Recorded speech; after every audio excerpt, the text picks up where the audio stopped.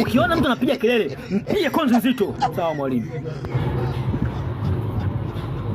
Test ni msaidia kabisa. Kwa ujenelewa, njoo, unanikimbia. Usije darasani kwangu. Binadamu tumeumbwa kusaidiana. Okay. Kwa hiyo mwenye shida kuanzia shilingi 1000 mpaka 1050, usiniogope. Mungu sie kiziwi. Njoo. Wewe njoo uniambie kama hiyo pesa wewe hauna, unafikiri mimi nitaitoa wapi? Hali ni nchi nzima kwa sababu kila mtu maisha yake magumu. Unatakiwa upambane. Yaani mimi nachoka tu na haya mambo.